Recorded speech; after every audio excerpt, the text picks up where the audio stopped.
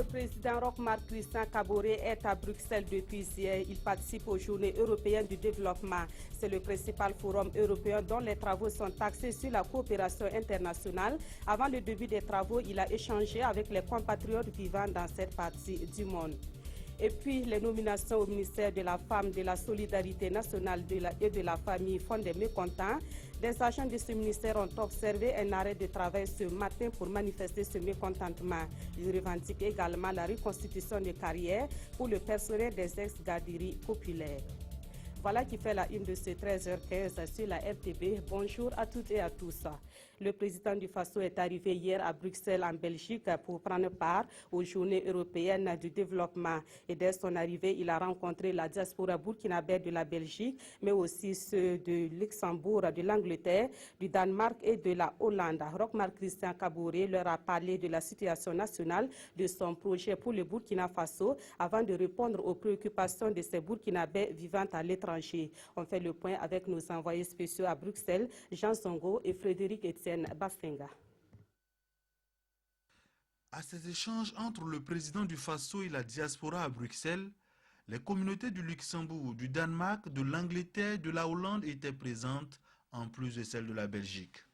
Face aux Burkinabés en soif d'informations sur la situation nationale, Roch-Marc Christian Kaboré prend le temps d'expliquer ses projets pour le Burkina et les défis à relever dans l'immédiat.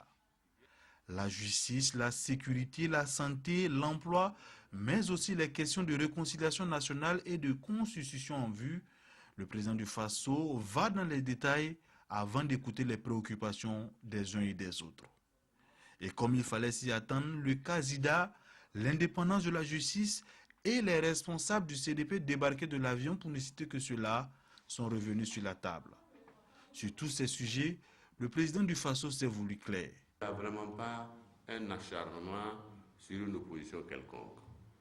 Et je pense que certainement, au niveau police et de la gendarmerie, peut-être il y avait des informations qu'ils ont dû utiliser pour les faire descendre, mais en particulier, ni Achille Tapsoba, qui était dans l'avion, ni mon oncle Zambende Théodore, je pense pas qu'il y ait un problème particulier et sur lesquels nous sommes tenus de les angoisser ou de les traumatiser tous les jours. Parce qu'il y a plus dur qu'on doit traumatiser qu'Ivala à Ouagadougou. Donc c'est vraiment pas. Je trouve qu'il y a dû avoir peut-être à ce niveau, je pense, peut-être une erreur d'information, beaucoup plus que vraiment la volonté de vouloir terroriser des gens parce qu'ils ne sont pas avec nous. Non. À la fin de la rencontre, ce sont des Burkinabés satisfaits d'avoir échangé avec le premier responsable de leur pays. J'étais très satisfaite parce qu'il était très franc, on a senti une sincérité et il est très pragmatique. Le président du Faso a demandé à la diaspora de travailler pour que la culture démocratique soit ancrée au Burkina. Il leur a également demandé de tout mettre en œuvre pour toujours rester unis. Retour au Burkina Faso où depuis ce matin des députés suivent une formation sur le contrôle du secteur de la sécurité. Cette formation devra permettre à ces députés de mieux analyser les lois relatives à la sécurité qui leur sont soumises pour être votées. La Commission de la Défense et de la Sécurité de l'Assemblée nationale est l'initiatrice de cette formation. Elle est soutenue par le NTI, le National Democratic Institute. Plus de précisions avec Alidou Badini et Ruth Bini Ouattara. C'est un atelier qui s'inscrit dans le cadre du programme de la coopération danoise pour la stabilité et la paix dans la région du Sahel. Mise en œuvre depuis juillet 2014 par le NDI, également au Mali et au Niger, il avait connu une suspension au Burkina Faso du fait de l'interruption du processus démocratique. Cette fois-ci, nous reprenons, nous espérons vraiment pour de bon. Ces questions de sécurité sont devenues des questions majeures pour tous les États.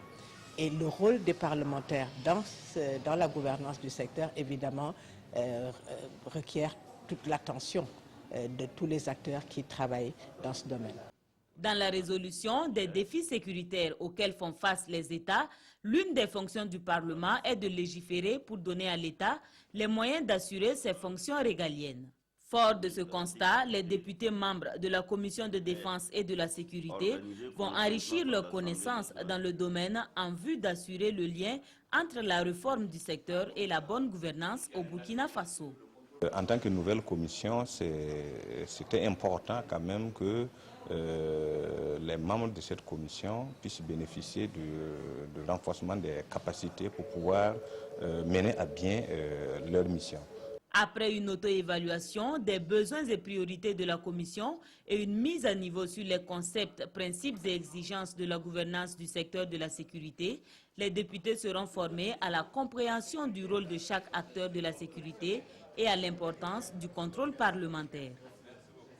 Dans l'actualité également, au ministère de la Femme, de la Solidarité nationale et de la Famille, des agents sont mécontents. Ce mécontentement, selon eux, est dû à des nominations d'enseignants et d'administrateurs civils à des postes techniques dans leur département. Ces agents revendiquent également la reconstitution de carrière du personnel des ex-garderies populaires. À l'appel du syndicat des travailleurs de l'action sociale, ils ont tenu un sitting de 8h à 11h ce matin. On voit cela avec Salif Belem et Aruna Mari. Au pied de l'immeuble Bahoguin, ces agents du ministère de la Femme, de la Solidarité nationale et de la Famille expriment leur ras-le-bol. Non. La nomination d'enseignants au poste technique. Non. À l'appel du syndicat des travailleurs de l'action sociale, SINTAS, ils exigent la satisfaction de leurs plateformes revendicatives qui se résument en 2 points.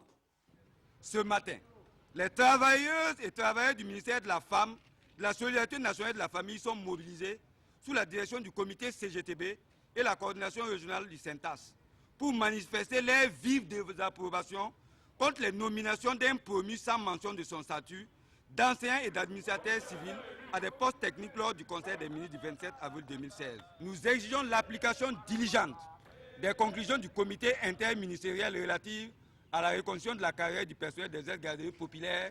À ce sitting de 3 heures, une lettre de protestation a été remise pour l'autorité compétente. Au nom de Madame la ministre de la Femme, de la Solidarité nationale et de la Famille, nous prenons acte de leur déclaration que nous allons transmettre à l'autorité pour que des réponses rapides soient données.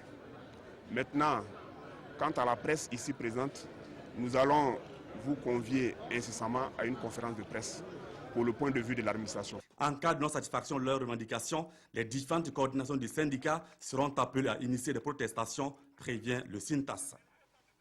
Mouvement d'humeur également au centre d'éducation non formelle de Do dans les Hauts-Bassins. On apprend que les examens de fin d'année ont failli ne pas avoir lieu dans ce centre. Et pour cause, les enseignants ont tenté d'empêcher la tenue de ces examens. Ils exigent le paiement des arriérés de leur salaire. Plus de précisions avec Saturnin Parier et Moussa Sanou. C'est un climat tendu ici au CB9, le centre d'éducation de base non formelle de Do. Les formateurs tentent de prendre en otage les examens. La raison des arriérés de salaire. À l'heure actuelle, nous sommes des enseignants du système éducatif à l'abandon, délaissés. Parce que tout simplement, on nous a promis le déblocage du budget pour payer nos salaires. Jusqu'à l'heure actuelle, ce budget n'est pas débloqué. Nous avons un retard de 3 mois. Imaginez-vous un fonctionnaire burkinabé, 3 mois sans salaire. Même 3 mois avec salaire, c'est problème. N'en parlons pas, 3 mois sans salaire. Pour les autorités, des solutions sont en vue pour satisfaire ces enseignants. La logique voudrait que ce soit eux qui surveillent et qui corrigent. Mais face à des difficultés, nous pensons que les candidats qui sont venus d'un peu partout, on ne pourrait pas les faire repartir. Donc on a pris des gens pour surveiller, tout en espérant que d'ici là, puisque depuis Ouaga, on nous a dit que la situation est en train d'être dégoupillée. Donc on souhaite que d'ici là, que ce soit dégoupillé pour qu'ils viennent corriger. Le mot d'ordre ce matin, c'est que tous les formateurs ne prennent pas part à l'examen. Et que cet examen n'ait lieu si et seulement si les salaires là sont virés. Malgré cette mésentente entre autorités et formateurs, les épreuves se déroulent comme prévu. Elles vont durer une semaine. Autre point de l'actualité, une bonne connaissance des questions de population est nécessaire pour une meilleure planification du développement. Et c'est la conviction de la Direction générale de l'économie et de la planification. Elle a donc initié une formation sur les questions de population au profit de ses agents. La session qui va durer 3 jours a débuté ce matin à Ouagadougou. Roger Kam, Abdoul Rasmane Zongo. Une seule question taraude l'esprit de ses participants: comment mieux intégrer les questions de population dans les politiques sectorielles et à quelle fin? Tous les indicateurs du développement ont pour base ou comme pour dénominateur la population. Donc, on pense qu'on ne peut pas faire une planification sans prendre intrinsèquement en compte ces variables démographiques, les perspectives démographiques, c'est-à-dire la répartition, la taille de la population, sa répartition par sexe et par milliers de résidents sont des éléments incontournables pour faire une planification et qui est basée sur le développement humain durable. Donc, en planifiant, en prenant en compte tous ces aspects-là, on a la chance qu'on puisse prendre en compte toutes les couches sociales et de la population pour le développement économique et social. Cette formation contribuera au renforcement supplémentaire des capacités de ces cadres du département de l'économie et des finances sur les politiques sectorielles, mais également sur les questions de planification du développement. Et puis cette bonne nouvelle pour les artisans exerçant dans les filières de l'agroalimentaire, du textile et des cuirs. Le département en charge de l'artisanat a lancé un projet dont l'objectif est d'améliorer la compétitivité de leurs produits et services. Dénommé projet d'appui à l'artisanat au Burkina Faso, il sera mis en œuvre dans 6 régions. Le projet, dont le coût est estimé à 800 millions de francs CFA, est financé par l'État burkinabé et la coopération autrichienne. Il a été lancé hier mardi à Kaya. Yacouba Gamene, Bouma Ernest Nebi. Dominique Ouedraogo fait de la maroquinerie à Kaya. Des difficultés dans son métier, il n'en manque pas. Nous voulons travailler, mais il nous manque des moyens, il nous manque l'équipement, les formations pour bien faire notre travail. Des difficultés énumérées qui peuvent être résolues à travers le projet d'appui à l'artisanat au Burkina Faso, PAA-BF. Lancé par le ministère du Commerce, de l'Industrie et de l'Artisanat ce 14 juin à Kaya, dans le centre-nord, le projet vise à améliorer la compétitivité des produits et services des artisans qui exercent dans les filières agroalimentaires, textiles, cuir et peau. En termes de mise en œuvre en tant que tel, ce sont des formations. Beaucoup de formations, parce que si on veut améliorer la compétitivité des produits de l'artisanat, il va sans dire que leurs techniques de production, qui très souvent sont un peu dépassées, doivent être améliorées. Il va sans dire également que les matériels de production que nous trouvons déjà trop vétustes soient aussi renforcés, et donc il y aura des subventions pour l'acquisition de matériel de production performant. Alors, à côté de la formation, il y a l'accès au marché. L'accès au marché parce qu'une fois que les artisans ont produit, il va sans dire qu'il faut qu'ils arrivent à vendre. PAA-BF va intervenir dans 6 régions, à savoir le Nord, le Centre-Nord, le Sahel, le Sud-Ouest, les Hauts-Bassins et la boucle du Mohon. Il est financé à plus de 800 millions de francs CFA par l'État burkinabé et la coopération autrichienne. Un mot sur l'actualité à l'étranger. Aux États-Unis, Hillary Clinton et Bernie Sanders se sont rencontrés hier soir. Leur défi, tenter d'unifier le Parti démocrate américain. Cela n'est pas évident quand on sait que Bernie Sanders conditionne son ralliement à la désignation d'une nouvelle direction du Parti démocrate.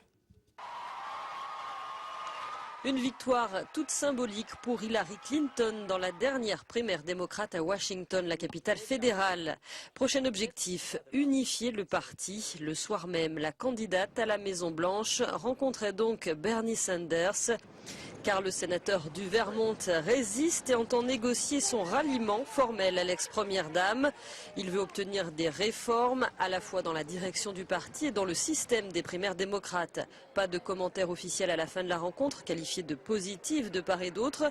Bernie Sanders avait exposé ses conditions auparavant.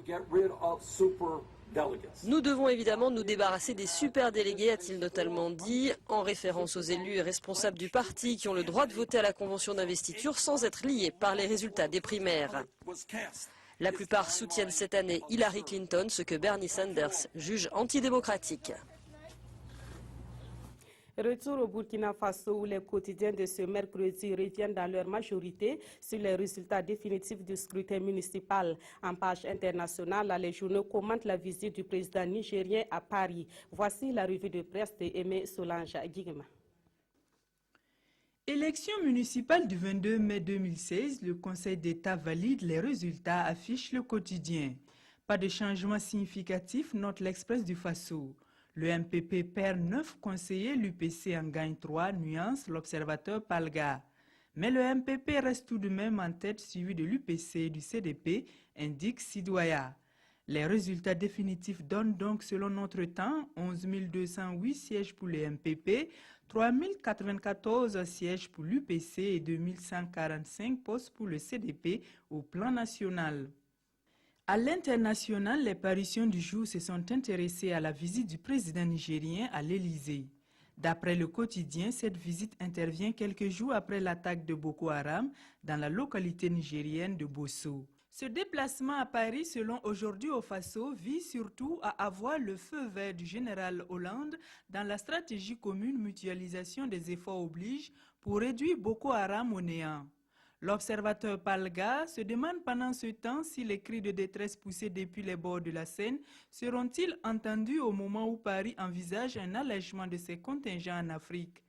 Le pays en doute et déplore cependant ces défilés en solo des chefs d'État africains sur le perron de l'Élysée qui, selon lui, traduisent un manque de sérénité face à Boko Haram, l'inefficacité et l'inutilité de toute la mobilisation faite à l'échelle africaine.